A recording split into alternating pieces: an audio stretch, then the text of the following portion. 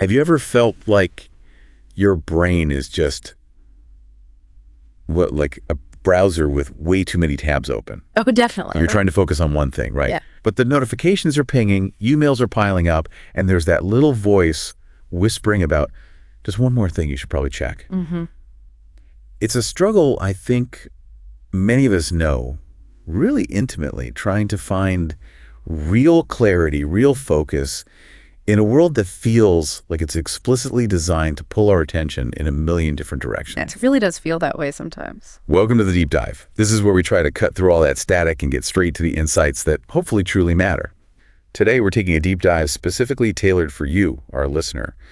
We've pulled together an incredible stack of resources for this one. Yeah, we've got insights from top productivity thinkers like Chris Bailey and Cal Newport, some really fascinating stuff from neuroscience, and even practical wellness research, too. Exactly. Yeah. So our mission today isn't just to give you like a laundry list of tips. It's really to unearth actionable brain hacks and strategies, things that will genuinely sharpen your mental focus, boost your productivity, and ultimately help you filter out the chaos so you can feel truly well-informed and effective, without that crushing sense of overwhelm. That's the goal.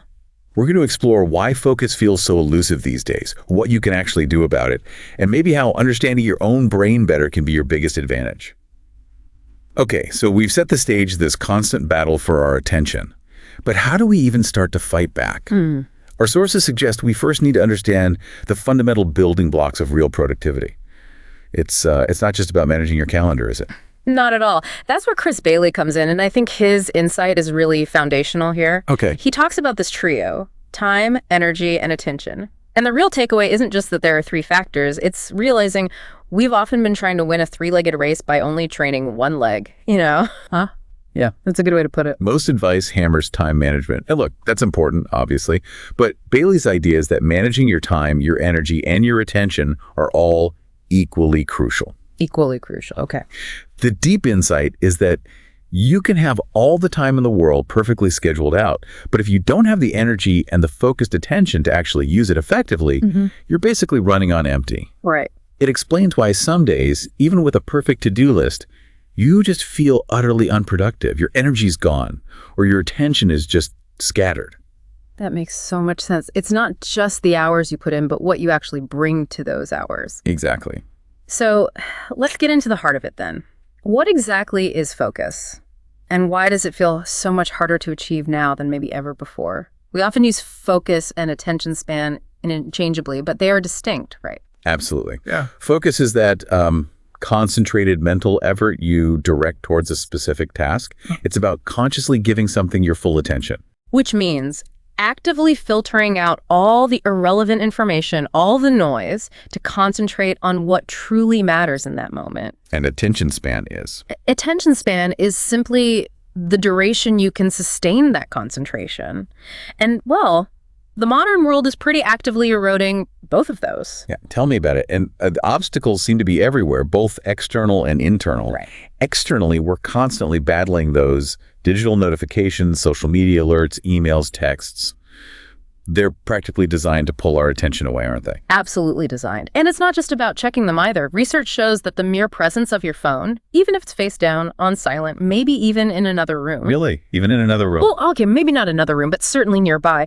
Its mere presence can reduce your cognitive capacity. Part of your brain is kind of waiting for it to light up, expending energy, just anticipating it. It makes it harder to be fully present. Wow, okay. And then there are the internal battles. Oh, yeah. Think about procrastination. It's so often an emotional regulation issue, not just laziness or poor time management like we tend to think. Explain that a bit more.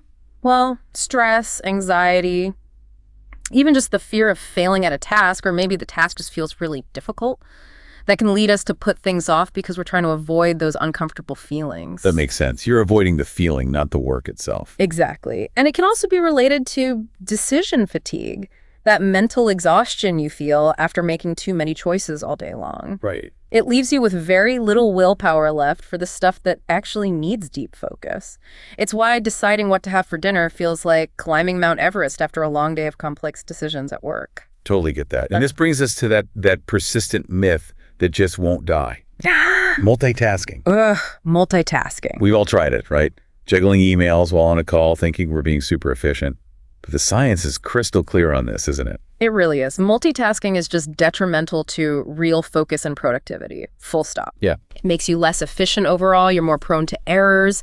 It negatively impacts your memory recall, and it even adds to your stress levels. So it's actually less efficient. Way less efficient. Your brain isn't actually doing two complex things at once. It's rapidly switching between them, like really fast context switching. And that switching comes at a cognitive cost. It depletes your mental energy. It leaves what they call a residue of the previous task that interferes with the new one, and it makes it incredibly difficult to achieve anything deep or meaningful. You're forcing your brain to pay this little attention tax every single time it switches. An attention tax. I like that metaphor. So if multitasking is out, what's the alternative? What actually works? As we've been digging through these sources, one concept really stands out, and it might just be the key to unlocking that consistent high-value focus. It's deep work. Yes. Cal Newport. It sounds simple, but it feels kind of revolutionary. What exactly is it, and why is it such a potential game changer for someone trying to cut through all this noise? Right. So Cal Newport, who really popularized the term, defines deep work as focused, undistracted concentration on cognitively demanding tasks. Cognitively demanding. Okay. Yeah, it's about pushing your mental capabilities right to their limit. The goal is to create new value, improve your skills, make real, meaningful progress. And why is that so important now? Well, Newport argues it's incredibly valuable for what he calls high-skill workers or superstars in today's economy, because deep work is precisely the kind of complex, value-creating work that machines and automation can't easily replicate. Okay. So it's future-proofing your skills, in a way. Exactly. It's where true innovation, expertise, and unique value are actually forged. That sounds like it's not just about the output, the productivity side of things. No, not at all. Newport suggests that managing your attention through deep work can literally impact your happiness. How so? He shares this really powerful anecdote about the science writer Winifred Gallagher. When she was diagnosed with cancer, she made a conscious, deliberate choice to focus her attention only on pleasant things. Like what? Like movies, walks, and a 6.30 martini, as he puts it, instead of dwelling on her suffering. And she found that this period, which objectively should have been incredibly dark, was surprisingly pleasant because of where she chose to direct her focus. Wow. It powerfully illustrates how directing your attention isn't just about getting stuff done. It's actually a fundamental lever for your overall well-being. Your experience of life is largely determined by what you pay attention to. That's profound. Right. And does this connect to that idea of the flow state? It absolutely does. It ties directly into Mihaly Csikszentmihalyi's famous concept of flow. Right, being in the zone. Exactly. That magical place where you're completely absorbed in what you're doing, your perception of time shifts. You feel this sense of effortless momentum. Csikszentmihalyi called it the optimal experience. And how do you get there? Flow tends to happen when the challenge of the task perfectly matches your current skill level. Not too easy, not too hard. It leads to this intense mental pleasure and a really profound sense of accomplishment. It's kind of the ultimate reward for deep, focused engagement. Okay, so it sounds like it's all about intense focus, locking in. But paradoxically, some of our sources also talk about harnessing boredom and even engaging in mindlessness as a way to actually improve focus. That feels really counterintuitive, doesn't it? It absolutely does, but it's actually quite brilliant when you unpack it. Sasha Hamdani, for example, she shares this experience where she was profoundly bored after her streaming service stopped working. Before. Right. But that boredom ultimately led to this flood of creative ideas. She suggests this fun little exercise where you free associate. Start with a word, say, cell, and just let your mind wander. Cell. Genetics, DNA, evolution, caveman, cave painting, handprint, fingerprint, criminal, smooth criminal, Michael Jackson, moonwalk. You just see how far your mind drifts when you give it space. Smooth criminal. I love that. It really shows how our minds can connect things in the most surprising ways when we aren't actively forcing them down one path. Have you ever had that happen? An idea just clicks when you step away. Oh, all the time. Shower thoughts, right. And that's exactly what activates your brain's default mode network, or DMN. The DMN. Okay, what's that? Think of it as your brain's offline processing mode, or like a highly efficient background app. While your executive network, the part doing the heavy lifting during deep focus, takes a break, the DMN is quietly connecting dots, synthesizing information, consolidating memories, even doing some creative problem solving. So letting your mind wander isn't being lazy. Not at all. It's about intentionally giving your brain a different kind of rest, allowing it to sort of tidy up and organize information so you can return to those demanding tasks more focused, refreshed, and often with new insights you wouldn't have had otherwise. Okay, so we've covered the foundations, understanding focus, the pitfalls, the power of deep work, even strategic mind wandering. But the big question for a lot of people listening is probably, okay, great. How do I actually do this? Right, the practical application. Exactly. How do we translate these insights into tangible improvements in our daily lives? Let's turn now to the practical, time-tested strategies you can start implementing, maybe even today, starting with how you literally structure your time. Okay, one of the most popular and frankly effective techniques is the Pomodoro technique. Ah, yes, the tomato timer. Exactly. It's incredibly simple, but it can be profoundly impactful for building that concentration muscle. You pick one task, just one, set a timer for 25 minutes, and you work with undivided attention, no email, no phone until the timer goes off. Then what? Then you take a short break, just 5 minutes, stand up, stretch, grab water. Then, after 4 of those 25-minute work sprints, those Pomodoros, you take a longer break, maybe 15 to 30 minutes. And why does that work so well? It's fantastic for combating distractions because you know a break is coming soon. It prevents burnout by building in rest, and it helps you build the habit of sustained focus in manageable chunks. Makes sense.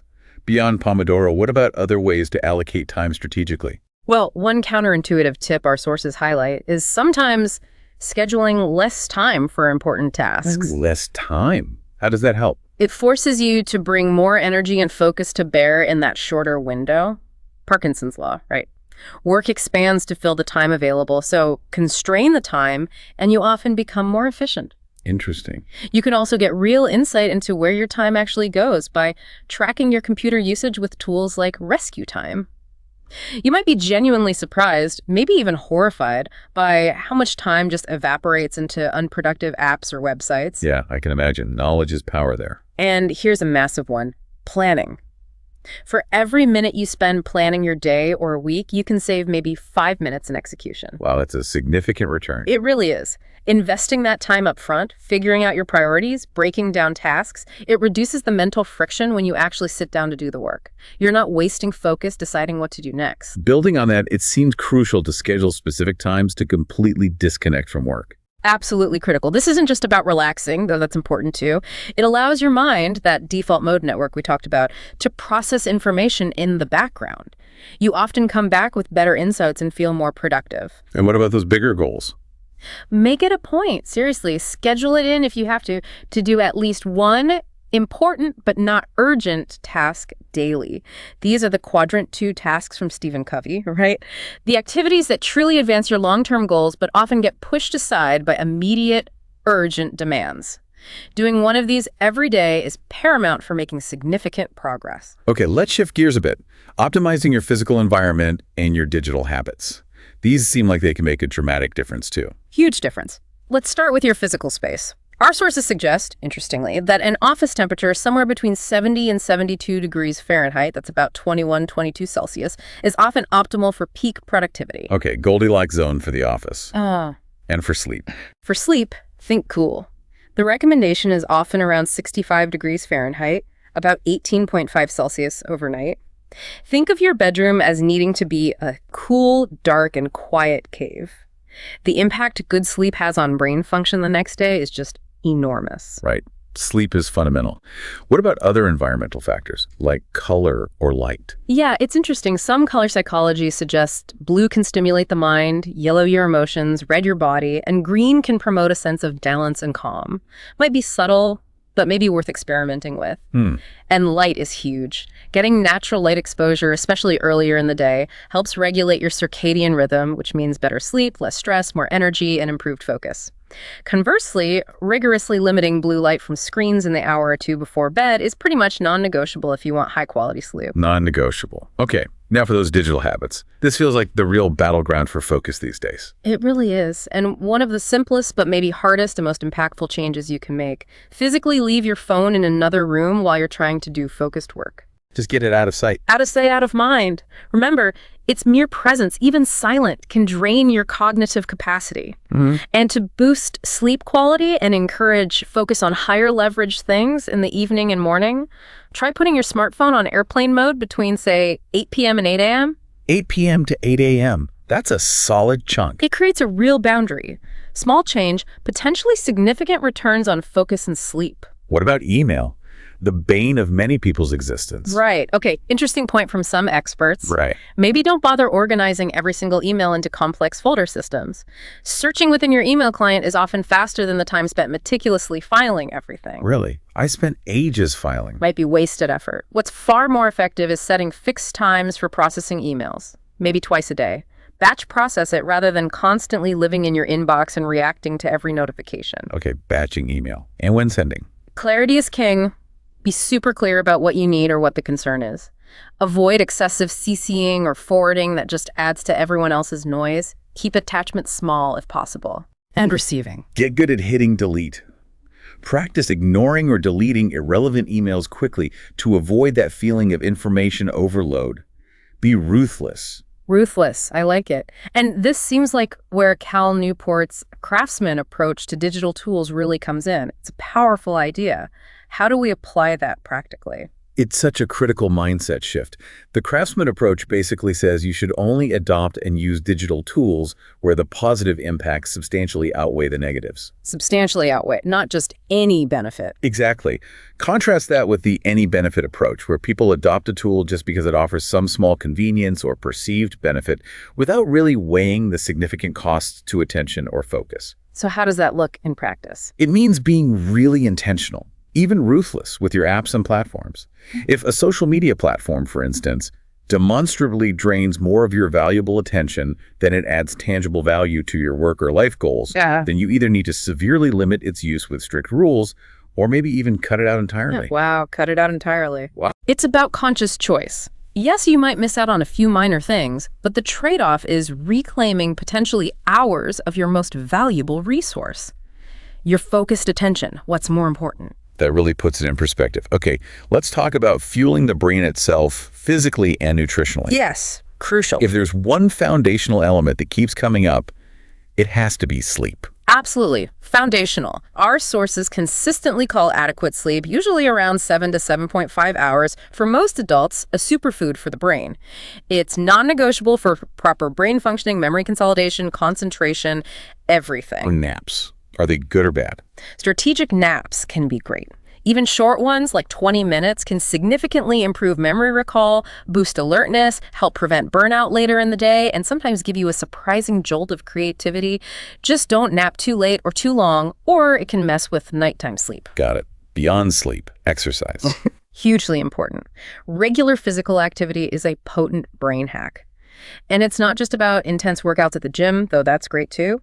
Even short bursts of movement throughout the day, a brisk walk, some stairs can boost brain energy, improve memory, sharpen attentiveness, and lift your mood. How does it work? It brings fresh oxygen to the brain, helps reduce stress hormones like cortisol, and stimulates the release of feel-good neurochemicals. The key is just consistent movement. Don't sit for hours on end. Right. Get up and move. And then, of course, what we put into our bodies, nutrition. Directly impacts brain function. Our sources highlight several brain foods, things like blueberries, green tea, avocados, leafy greens like spinach or kale, fatty fish rich in omega-3s like salmon or trout, and crucially, water. Dehydration is terrible for focus. Also, dark chocolate in moderation, flax seeds, nuts, and eggs often get mentioned for their brain-boosting properties. And how we eat matters too, right? Yeah. Not just what? Definitely. Mindful eating, actually paying attention to your food, savoring it, noticing when you're full, helps prevent overeating. And overeating, especially heavy meals, can be a huge drain on your energy and focus afterward. The post-lunch slump. Exactly, which brings us to coffee timing. Okay, important for many of us. For coffee drinkers, the suggestion is often to wait 90 to 120 minutes after waking up before having your first cup. Why wait? It helps align the caffeine boost with your body's natural cortisol rhythm. Cortisol is naturally highest in the morning. Waiting a bit lets the caffeine hit when cortisol starts to dip, potentially boosting dopamine receptors for motivation more effectively, and maybe helping you avoid that harsh afternoon crash. Interesting. And afternoon coffee? Probably best to skip it or have it very early afternoon at the latest. Caffeine later in the day can seriously disrupt your sleep quality, even if you think you fall asleep fine. That impacts focus the next day. Good point. And lunch itself. Opt for protein-rich, lighter lunches over really heavy, carb-dominant ones.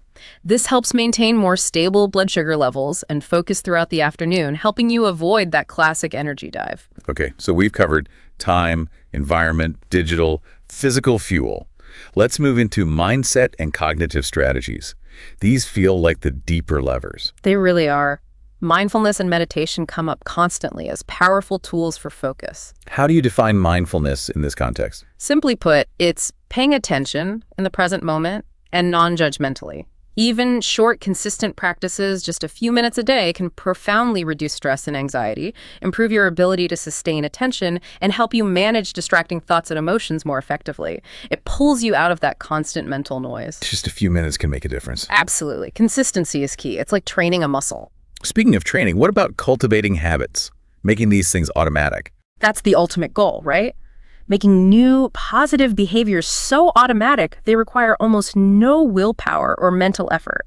Small, consistent changes are way more powerful than trying to overhaul everything at once. Any specific habit-building techniques? One I really like is the clear to neutral concept. Clear to neutral. Yeah. Whenever you finish an activity, you immediately reset the space or the tools to be ready for the next time.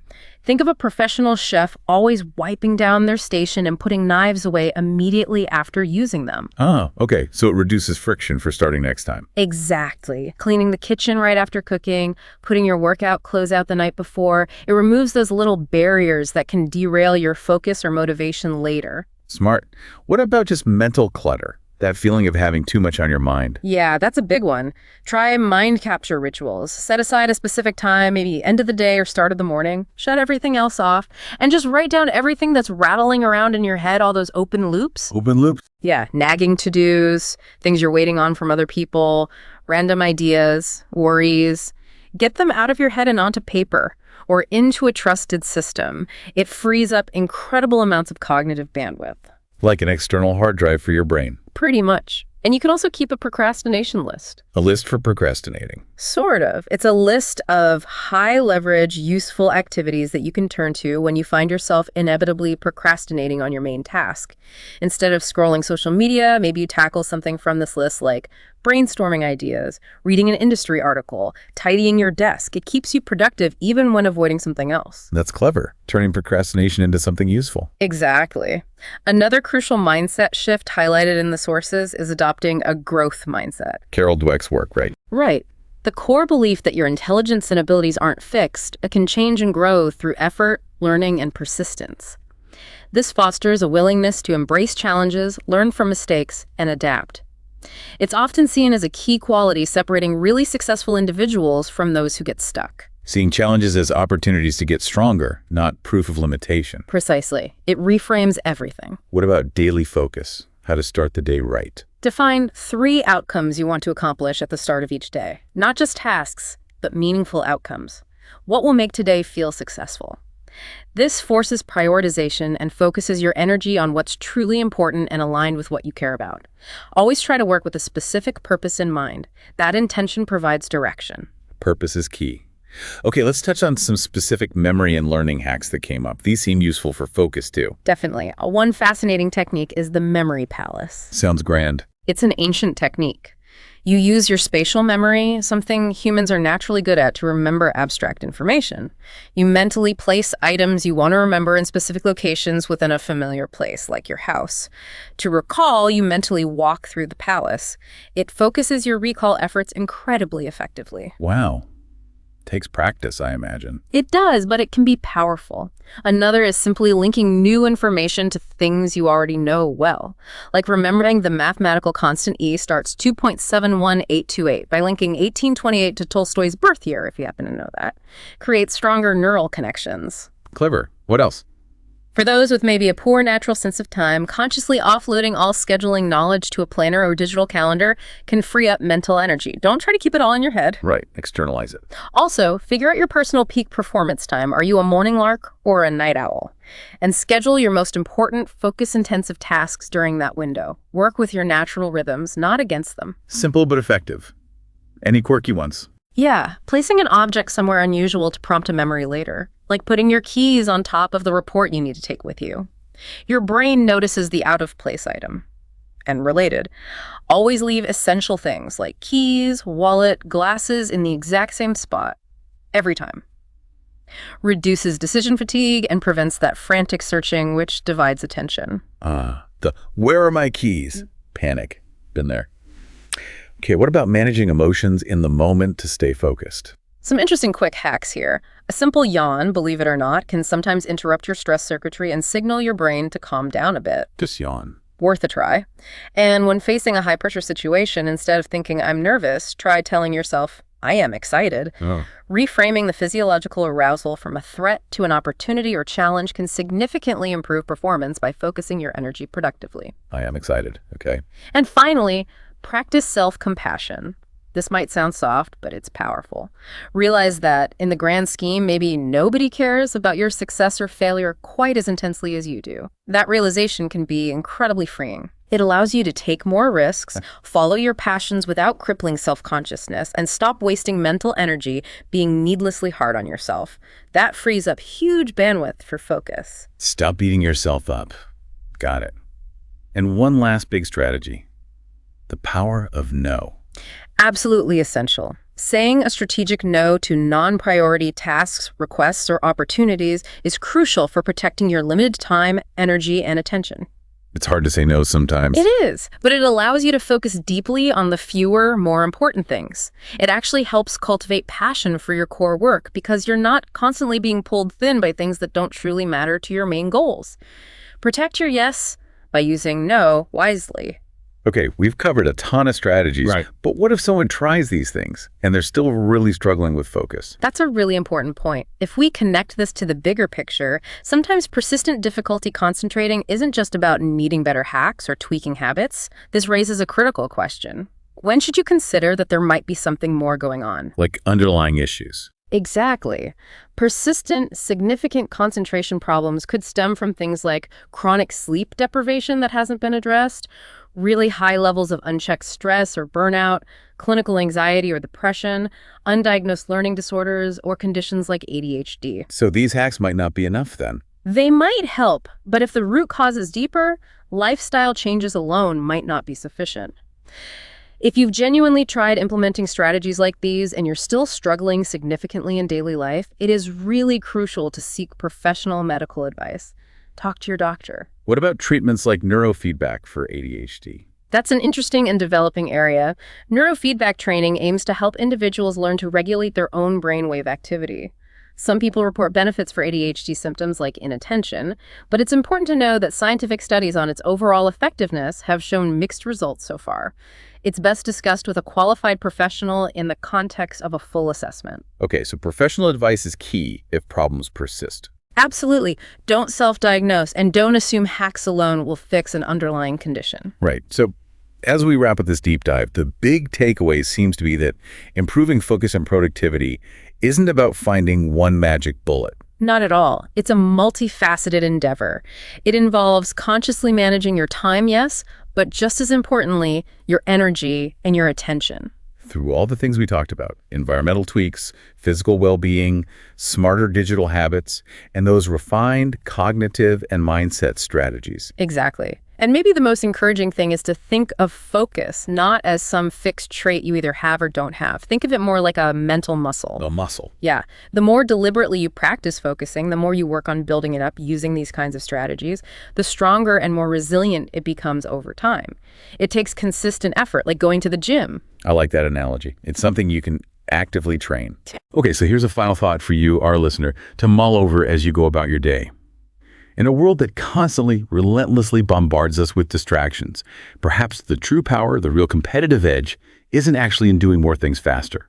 Maybe it's in cultivating the deliberate choice, the skill, to focus on less, to truly protect your mental space as your most valuable resource. So the question isn't just, what will you do, but maybe more importantly, what will you choose to not do in order to do what truly matters?